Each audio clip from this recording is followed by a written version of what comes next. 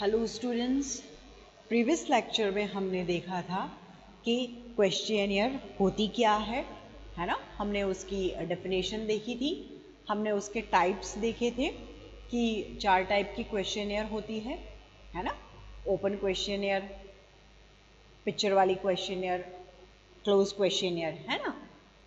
आज हम देखेंगे merits and demerits of questionnaire. ठीक है, हम देखेंगे कि प्रश्नावली के गुण क्या हैं। ठीक है, अगर हम कहें कि गुण क्या हैं, या हम ये कहें कि महत्व, इम्पोर्टेंस, है ना। हम गुण की बात करेंगे, हम महत्व की बात करेंगे। ठीक है, हम अगर गुण की बात करेंगे या हम ये कहेंगे कि इसकी इम्पोर्टेंस क्या है ना। महत्व तो भी हम कह सकते हैं महत्व क्या है। फिर हम इसके बेनिफिट्स की बात करें कि प्रॉफिट क्या होता है इनसे, लाभ तो हम महत्व भी कह सकते हैं, लाभ भी कह सकते हैं और मेरिट्स भी कह सकते हैं। ओके, तो सबसे पहली इसकी जो मेरिट है या हम इम्पोर्टेंस कहें या इसका बेनिफिट कहें तो हम ये कह सकते हैं कि जो मास होता है उसके लिए ये क्या होता है, स्टडी अप्रोप्रिएट होता है, मतलब विशाल जनसंख्या का इसके अंदर स्टडी किया जाता है। ठीक है, तो हम इसमें ये देखते हैं कि क्वेश्चनर जो है उसके थ्रू जो बड़ा एरिया होता है, विशाल जो एरिया होता है, क्षेत्र होता है, उसमें जो फैले हुए इन्फॉर्मेंट्स जो होते हैं उनसे हम इजीली क्या करते हैं, सूचना ले सकते हैं। और कैसे ले सकते हैं, जल्दी से जल्दी ले सकते हैं, मतलब शीघ्र से शीघ्र, जितना जल्दी हो सकता है उतना हम सूचनाएं इससे एकत्रित कर सकते हैं। तो विशाल जनसंख्या का अध्ययन मतलब बड़ा एरिया, विशाल क्षेत्र जो होगा। ठीक है, हम बड़े एरिया की बात करते हैं क्योंकि जनसंख्या की बात हम कर रहे हैं, विशाल क्षेत्र की बात कर रहे हैं। ठीक है, तो इसका एक बेनिफिट ये है, एक लाभ ये है, इसका मेन गुण, इसकी इंपॉर्टेंस इसलिए है कि विशाल जनसंख्या का इसमें अध्ययन किया जा सकता है। सेकंड हम बात कर रहे हैं कि एक्सपेंस इसमें कम होता है। ठीक है, ये एक्सपेंसिव नहीं है, कम खर्च वाली है। मतलब ये जो मेथड है, ये जो रीजनल जो वर्कर्स होते हैं, इसमें उनको नियुक्त करने की कोई भी ज़रूरत नहीं होती, उनका सिलेक्शन हमको करना ही नहीं है ना। क्योंकि अगर बड़ा एरिया होता है तो जो लोग होते हैं हम उनमें लोगों को चुनेंगे। लेकिन यहाँ क्या है, हम क्वेश्चनियर भेज रहे हैं, है ना, बाय पोस्ट भेज रहे हैं, तो यहाँ पे जो क्षेत्रीय कार्यकर्ता हैं उनको हमको अपॉइंट नहीं करना है, मतलब हमारे खर्चा कम होगा। हमको सिर्फ जो डाक होती है उससे सूचना भेजनी है, तो हमको प्रिंट करवाना है और डाक से सूचना भेजनी है। तो इसमें क्या करना है हमको, एक तो डाक और एक छपाई जो की जाती है, प्रिंट जो की जाती है, सिर्फ इन दोनों का ही क्या होता है, इन दोनों का ही खर्चा आता है, अदरवाइज कोई खर्चा हमारे यहाँ नहीं होता है। देन फिर जो इन्फॉर्मेशन होती है वो हमको जल्दी से जल्दी मिल जाती है। फिर थर्ड हम देखते हैं कि जो सूचनाएं हैं हमारी, है ना, इन्फॉर्मेशन जो होती है वो हमको जल्दी मिलती है। मतलब क्वेश्चनियर का एक प्लस पॉइंट ये भी रहता है हमारा कि जो प्रश्नावलियां हैं वो हम डाक से भेजते हैं, है ना, और एक ही टाइम पे जितने भी सूचनादाता होते हैं उन सबके पास पहुंच जाती है ना। क्या है बात कि एक ही समय पे सबके पास पहुंच जाती है, एक ही समय पे सबके पास ये पहुंच जाती है और थोड़े ही टाइम बाद में वो क्या है, भर के वापस भी लौट आती है ना। हम उनको इंस्ट्रक्शन देते हैं तो टाइम इसमें क्या होता है, कम लगता है और वो जल्दी से हमारे पास वापस भी आ जाती है। अब हम इसके अंदर देखते हैं कि हमको क्या है, फ्लेक्सिबिलिटी है, हमको इजी है, ये हमको सुगम रहता है। तो इसका मीनिंग क्या है कि ये मेथड जो है इसमें क्या करते हैं, हम इस टूल को अगर हम लेते हैं तो जो रिसर्चर होता है उसको परिश्रम भी कम लगता है, पैसा भी कम लगता है और उसका टाइम भी नहीं लगता है। मतलब तीनों चीज कम लगती है। हम परिश्रम की बात करें तो उसका परिश्रम, उसमें परिश्रम भी नहीं करना पड़ता है। ठीक है, फिर उसमें धन भी कम खर्च होता है, पैसा भी कम लगता है। ठीक है, फिर उसमें टाइम भी हमारा बच जाता है। ओके, तो सुगमता इसलिए है। फिर सूचनादाता जो होता है वो अपनी जो प्रश्नावली होती है उसको अपने अकॉर्डिंग भरता है ना। सूचनादाता होता है वो अपने अकॉर्डिंग भरता है। तो इस तरीके से ये जो मेथड होता है, ये जो मेथड है ये बहुत ज़्यादा ईजी हो जाता है ना। इसलिए ये क्या होता है, वो अपने आप भरता है, इसलिए ये क्या हो जाता है, हमारे लिए ईजी हो जाता है, सरल हो जाता है। ओके, नाउ अब हम बात करते हैं कि स्वतंत्र तथा प्रामाणिक सूचनाएं मिलती है इससे। मतलब क्या है कि रिलायबल जो इंफॉर्मेशन हमको चाहिए वो रिलायबल होती है। ठीक है, तो प्रश्नावली जो होती है इस मेथड में जो सूचनादाता होता है वो इंफॉर्मेशन देने के लिए फ्री होता है। मीन्स क्या है, स्वतंत्र है वो अपने, उस पर कोई दबाव नहीं है, वो स्वतंत्र है, उस पर उसको प्रेशराइज नहीं किया जाता है, उस पर किसी तरीके का प्रेशराइजेशन नहीं होता है। वो स्वतंत्र रूप से सोच विचार के सूचना देता है। मतलब स्वतंत्रता किसकी है, स्वतंत्रता किसकी है, सोचने की। ठीक है, सोचने की, विचारने की उसको स्वतंत्रता है और वो उससे इंफॉर्मेशन देता है। तो इस तरीके से क्या होता है, प्रामाणिक। प्रामाणिक क्यों होंगी, क्योंकि उसमें कोई भी पार्शियलिटी की बात ही नहीं है। तो मतलब पार्शियलिटी नहीं है मीन्स पक्षपात रहित होता है।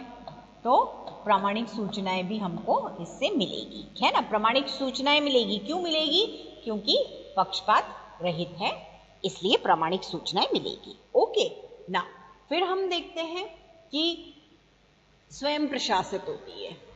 ठीक है, एडमिनिस्ट्रेशन जो होता है वो स्वयं होता है। मतलब क्या है कि प्रश्नावली जो होती है इसमें जो रिसर्चर होता है उसको अध्ययन क्षेत्र में जाना नहीं पड़ता है।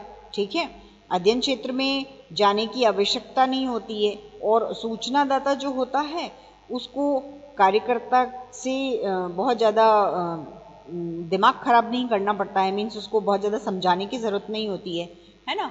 तो अपने आप में ही ये एडमिनिस्ट्रेटिव होती है। मतलब अध्ययन क्षेत्र में सूचनादाता को जाना नहीं है।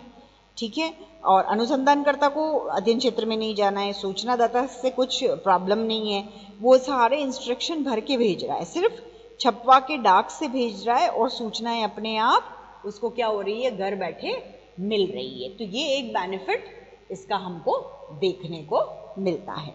क्या है कि अध्ययन क्षेत्र जो होता है उसमें सूचनादाता जो होता है वो सूचनाएं भरता है। जो रिसर्चर होता है उसको जो अध्ययन क्षेत्र होता है उसमें भी जाना नहीं पड़ता है, और जो सूचनादाता होते हैं उनको बहुत ज़्यादा समझाने वगैरह की भी ज़रूरत नहीं पड़ती है। ठीक है, देन फिर हम देखते हैं स्वतंत्र, निष्पक्ष और प्रामाणिक सूचनाओं का संकलन होता है। अब क्या होता है कि जो क्वेश्चनियर है उसमें उत्तरदाता उसको खुद ही भरता है ना। क्या करेगा, वो खुद ही भरता है, तो वो फ्री है उसको भरने के लिए। फिर जो अध्ययन करता होता है वो उसके सामने नहीं रहता है, तो वो क्या होता है, बिल्कुल विदाउट हेजिटेशन से उसको भरता है। मतलब वो स्वतंत्र भी होता है, फ्री भी होता है, निष्पक्ष भी होता है उस मामले में, क्योंकि उसके सामने कोई है नहीं, उसके जो क्वेश्चन का फॉर्मेट है उसको बहुत अच्छे तरीके से भरना है।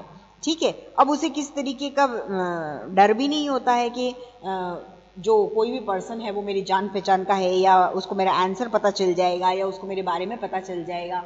तो ऐसा जो डर होता है उससे वो ऊपर होता है, इसलिए उसको कोई डर नहीं होता है। तो वो बिना रिसर्चर की प्रेजेंस से प्रभावित हुए सूचनाएं देता है। ठीक है, तो इसलिए क्या होता है, प्रामाणिक सूचनाएं भी मिलती है। तो इस तरीके से वो क्या होता है, फ्री होता है, वो पार्शियलिटी नहीं करता है, और उस रिलायबल सूचनाएं जो होती है वो भी देता है। तो इन सब की ही पॉसिबिलिटी होती है, संभावना होती है। ठीक है, तो स्वतंत्र, निष्पक्ष और प्रामाणिक सूचनाएं हमको मिल जाती है। देन फिर हम बात करते हैं कि सांख्यिकीय विश्लेषण में संभव है। मतलब क्या है कि जो प्रश्नावलियां होती है, क्वेश्चनर होती है, उसमें जो क्वेश्चंस होते हैं वो इस तरीके से डिवाइड किए हुए होते हैं और सिस्टमेटिक होते हैं कि जो उत्तर मिलते हैं वो स्टैटिकल जो विश्लेषण होता है उसमें इजीली हो जाते हैं। मतलब क्या होती है कि क्वेश्चन का फॉर्मेट होता है वो बिल्कुल सिस्टमेटिक होता है। क्या होता है, क्वेश्चन का फॉर्मेट एक तो क्या होगा, क्रमबद्ध होगा, और फिर वो क्या होगा, डिवाइड भी किया हुआ होगा, वर्गीकृत रूप में भी होता है। तो इस तरीके से क्या होता है कि जो स्टैटिकल जो एनालिसिस किया जाता है वो हमारे लिए इजी हो जाता है, सरल हो जाता है। ठीक है, तो ये तो हमने देखे क्या है, जो क्वेश्चनियर है उसके अगर हम गुण की बात कहें, हम महत्व की बात करें, है ना, उनका। अब हम देखते हैं कि ये जो क्वेश्चनियर्स होती है इसके दोष क्या क्या होते हैं।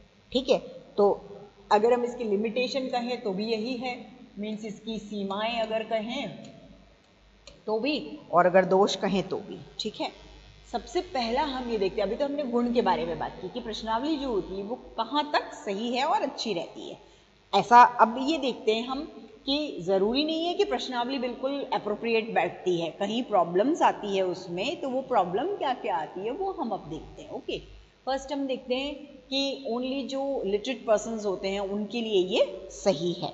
मतलब क्या है कि प्रश्नावली क्या है, केवल जो शिक्षित लोग होते हैं उनकी स्टडी इसके अंदर की जा सकती है, केवल शिक्षितों का अध्ययन इसमें संभव हो सकता है। मतलब सबसे बड़ी प्रॉब्लम ये है, मेजर जो डीमेरिट है वो ये है कि इसका यूज़ हम हर तरीके के जो सूचनादाता होते हैं उनको कलेक्ट करने के लिए नहीं कर सकते हैं। क्यों? क्योंकि हमको क्वेश्चनर भेजनी है और वो खुद पढ़ के और आंसर देगा। तो अगर वो शिक्षित नहीं है ना, अगर वो एजुकेटेड नहीं है तो ये पॉसिबल नहीं हो पाता है। इसलिए जो एजुकेटेड, ओनली जो एजुकेटेड पर्सन होते हैं उनकी स्टडी के लिए ये पॉसिबल होता है। ओके, अब हम ये बात करते हैं कि प्रत्युत्तर प्राप्त न होना। ठीक है, मतलब क्या है कि रिटर्न में हमको न मिलना। मतलब जनरली क्या होता है कि सभी जो क्वेश्चनियर भेजी जाती है वो वापस लौट के नहीं आती है। प्रॉब्लम ये है कि जितनी क्वेश्चनियर भेजी जाती है वो वापस लौट के नहीं आती है।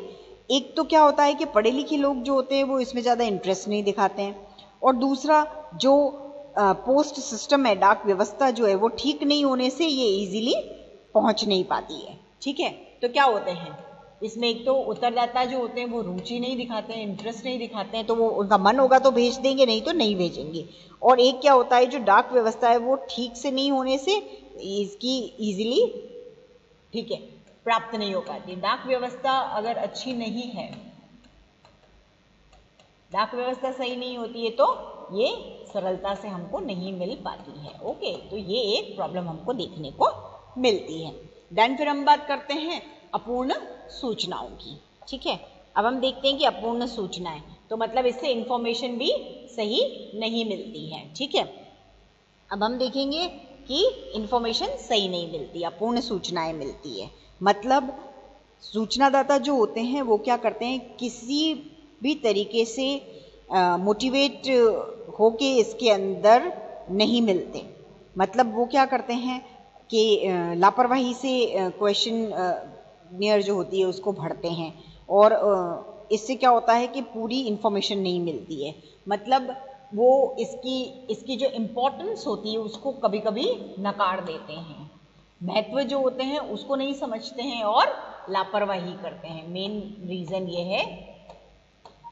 ठीक है, तो वो कभी कभी क्या करते हैं, जो वो लापरवाही करते हैं उसकी वजह से हमको ये अपूर्ण सूचनाएं मिलती है। ठीक है, अब हम ये बात करते हैं कि अनुसंधानकर्ता की सहायता का अभाव होता है। मतलब क्या होता है कि जो रिसर्चर होता है उसकी हेल्प की कमी रह जाती है। मतलब कई बार ऐसे होते हैं कि कई क्वेश्चंस तो इजीली समझ में आ जाते हैं और जो सूचनादाता होते हैं वो उनको क्या करते हैं, भर देते हैं। लेकिन कभी ऐसा होता है कि जो क्वेश्चन होते हैं उनका जो मीनिंग होता है वो सूचनादाताओं को समझ में नहीं आता है। तो इससे क्या होता है, इससे संबंधित जो सूचनाएं होती है वो क्या हो जाती है, बेकार चली जाती है। और अनुसूची या जो इंटरव्यू होता है उसमें क्या होता है कि रिसर्चर होता है वो हेल्प करता है और जो सूचनादाता है उससे इंफॉर्मेशन मिल जाती है, मीन्स वो उसको इजीली समझा पाता है। लेकिन इसमें क्या होता है, इससे यहाँ क्या है कि क्वेश्चन जो है, प्रश्न जो है वो सूचनादाता के लिए समझना मुश्किल हो जाता है, और अनुसंधानकर्ता जो होता है, रिसर्चर जो होता है, वो उसकी सहायता उस वक्त नहीं कर पाता है। क्यों? क्योंकि वो उसके सामने नहीं होता है ना। तो वो प्रत्यक्ष उसके सामने नहीं होता है, इसलिए वो उसकी सहायता नहीं कर पाता है, उसकी हेल्प नहीं कर पाता है। तो ये एक मेजर प्रॉब्लम है कि अनुसंधानकर्ता जो होता है, रिसर्चर जो होता है, वो उसकी हेल्प नहीं कर पाता है। क्यों? क्योंकि वो उसके सामने मौजूद नहीं होता है, इसलिए। ठीक है, तो हम अब प्रश्नावली के दोष देख रहे हैं, उसमें 4 पॉइंट्स हमने देख लिए। नेक्स्ट हम देखते हैं 5th हमारा है खराब लेख, राइटिंग जो होती है या जो प्रिंटिंग होती है या जो वापस हमारे पास आती है ना, सूचनादाता जो लिख के हमें अनुसंधानकर्ता को वापस भेजते हैं, रिसर्चर को, तो वो राइटिंग अगर समझ में नहीं आती है तो भी मेजर प्रॉब्लम हो जाती है। ठीक है, तो अब हम ये देखते हैं कि क्वेश्चनर जो है उसमें जो इन्फॉर्मेशन सूचनादाताएं को लिखनी है, तो उनकी एक तो राइटिंग अच्छी नहीं होगी, या जो वर्ड्स वगैरह वो बनाते हैं वो इजीली हमको समझ नहीं आएंगे, तो जो लिखी हुई सूचनाएं हैं वो हम यूटिलाइज नहीं कर पाते हैं, रिसर्चर उसका उपयोग नहीं कर पाता है। तो खराब लेख की वजह से क्या होता है, सूचनाओं का, लिखी जो सूचनाएं होती है उनका हम उपयोग नहीं कर पाते हैं। ठीक है, लिखी हुई जो सूचनाएं होती है उनका हम, ये जो लिखी हुई सूचनाएं होती है इनका हम उपयोग नहीं कर पाते हैं। ओके, तो हम ये जो उपयोग नहीं कर पाएंगे तो तो अब जो लेख की प्रॉब्लम होती है, राइटिंग खराब है, तो क्या होगा, लिखी जो सूचनाएं होगी वो उपयोग में नहीं आएगी। उपयोग में अगर वो नहीं आएगी तब क्या होगा, उपयोग में नहीं आएगी तो क्या होता है प्रॉब्लम, कि हम उसका सॉल्यूशन नहीं निकाल सकते। अगर हम उसको समझ ही नहीं पाएंगे तो हम कंक्लूजन किस तरीके से निकालेंगे। तो ये एक मेजर प्रॉब्लम हमारे सामने आती है खराब लेख की। ठीक है, देन फिर अब हम ये बात करते हैं कि गहन अध्ययन असंभव है, मतलब उसकी डीप स्टडी नहीं की जा सकती है। ऐसा क्यों होता है वो हम देखते हैं कि जो क्वेश्चनियर है उसमें जो इंफॉर्मेशंस होती हैं, है ना, क्वेश्चनियर में क्या होता है, जो इंफॉर्मेशंस होती है वो बहुत डीप हमको पॉसिबल नहीं हो पाती है। इसके थ्रू क्या होता है कि ओनली जो सतही और छोटी मोटी जो सूचनाएं होती है वो मिल जाती है हमको, मतलब क्या है, डीप में नहीं मिलती है। क्यों? क्योंकि सतही जो इंफॉर्मेशन होती है, सतही सूचनाएं जो होती है वो मिलती है। क्यों? क्योंकि हमने हमारे क्वेश्चंस इस तरीके से बनाते हैं कि वो जो सूचनादाता होगा वो उसका जो आंसर देगा वो लिमिटेड देगा, तो हम उसका डीप स्टडी नहीं कर पाते, हम उसका गहन अध्ययन जो होता है वो नहीं कर पाते। फिर हम देखते हैं कि भावात्मक जो प्रेरणा होती है उसका अभाव होता है, मतलब जो इमोशनल जो मोटिवेशन है वो उसकी कमी रह जाती है। ऐसा क्यों होता है कि जो हम इंटरव्यू की बात करते हैं या जो शेड्यूल की बात करते हैं उसमें क्या होता है, उसमें जो रिसर्चर होता है, जो अनुसंधान करता होता है, वो जो सूचनादाता होता है उसके लिए उत्प्रेरक का काम करता है, उसके लिए स्टिमुलाई का काम करता है ना, क्या काम करता है वो उसके लिए उत्प्रेरक जो होता है ना, उत्प्रेरक उसका काम करता है। और इसमें क्या होता है कि सूचनादाता कई बार अपनी उसकी इच्छा नहीं होती है, उसके बावजूद भी वो रिसर्चर जो होता है उसको सूचनाएं देता है, किसमें, अनुसूची में और इंटरव्यू में। इनमें ऐसा क्यों होता है, क्योंकि वो जो रिसर्चर होता है वो उसको मोटिवेट करता है और उसको मोटिवेट करके उसको आंसर देने के लिए प्रेरित करता है। लेकिन यहाँ क्या होता है, ऐसा नहीं होता है। क्यों? क्योंकि अनुसंधानकर्ता वहाँ प्रत्यक्ष रूप से मौजूद नहीं होता है, तो वो उसको मोटिवेट नहीं कर पाता है। देन फिर हम देखते हैं सार्वभौमिक प्रश्न असंभव, कि इसका मतलब क्या है कि यूनिवर्सल क्वेश्चंस जो हैं वो नहीं हो पाते हैं। मीन्स प्रश्नावली में क्या है, क्वेश्चनियर में क्या है, सूचनादाता जो होता है वो खुद प्रश्नों को पढ़ता है और उसके लिए वो आंसर लिखता है। तो ऐसे सार्वभौमिक प्रश्नों का जो निर्माण होता है वो करना कठिन होता है, जिसमें सभी सूचनादाता एक समान अर्थ समझ सकें। मतलब जो प्रश्न है वो तो हो सकता है सार्वभौमिक प्रश्न, लेकिन सभी उसका आंसर किस तरीके से देते हैं वो सार्वभौमिक नहीं होते हैं। ठीक है, तो ऐसे सार्वभौमिक प्रश्नों का निर्माण करना ही कठिन होता है जिसमें सूचनादाता एक जैसे अर्थ दे सके। मतलब क्वेश्चन ऐसा नहीं बन पाता है कि इक्वल आंसर दिया जा सके, समान अर्थ उसका दिया जा सके। ठीक है, अब हम 9th पॉइंट देखते हैं कि गलत सूचनाओं की संभावना हो जाती है कि कुछ ऐसी इंफॉर्मेशंस होती हैं जो हमको गलत भी मिल जाती हैं, कि हम ये देखते हैं कि सूचनाएं जो होती है वो गलत मिलती है। मतलब क्या होता है कि क्वेश्चनर जो होती है इस मेथड में अनुसंधानकर्ता क्या होता है, उसकी प्रेजेंस नहीं होती है, वो एब्सेंट होता है, वहां पे अनुसंधानकर्ता अनुपस्थित होता है, इसलिए वो उत्तरदाता को क्वेश्चन समझाने में क्या होता है, असमर्थ होता है। मतलब प्रश्न का जो अर्थ होता है वो उसको अच्छी तरह से समझा नहीं पाएगा क्योंकि वो प्रेजेंस नहीं होती है उसकी वहां पे। तो ऐसी कंडीशन में उत्तरदाता जो उसको सही लगेगा वो उसका आंसर देगा।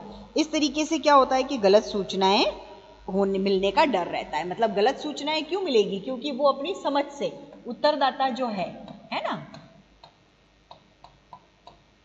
उत्तरदाता क्या करता है, वो जितना समझता है वो अपनी समझ से क्या करता है, अपनी समझ से उत्तर देता है। तो इस वजह से गलत सूचनाएं भी मिलती है। और लास्ट हम इसके अंदर देखते हैं कि उत्तरों की भिन्नता की समस्या के जो आंसर्स है, एक तो पहला तो क्या था कि गलत सूचनाएं मिलती है, सार्वभौमिक प्रश्न नहीं हो पाते। उसके अलावा क्या है कि अलग अलग जो उत्तरदाता होते हैं वो प्रश्नों के अलग अलग मीनिंग समझते हैं और उसके उत्तर भी अलग अलग देते हैं, है ना। तो इसकी रिजल्ट के रूप में क्या होता है कि उत्तर में क्या हो जाता है, इसमें हमको बहुत ज़्यादा विविधता देखने को मिलती है। ठीक है, तो अब अलग अलग तरीके के आंसर्स मिल जाते हैं हमको, है ना, डिफरेंट डिफरेंट आंसर्स मिल जाते हैं। तो इसके बेस पे जो निष्कर्ष निकलेंगे वो यथार्थ और वैज्ञानिक नहीं हो पाते हैं, है ना, वो एक्चुअल भी नहीं होंगे, मीन्स यथार्थ निष्कर्ष नहीं निकल पाते हैं। फिर इसकी वजह से ये दिक्कत हमको आती है कि यथार्थ जो निष्कर्ष होते हैं वो हम नहीं निकाल पाते हैं। ठीक है, और वैज्ञानिक भी नहीं हो पाते हैं। ठीक है, तो ये हमने 10 इसके अवगुण देखे हैं। आज के लेक्चर में हमने क्वेश्चनियर की मेरिट्स और डीमेरिट्स के बारे में बात की थी।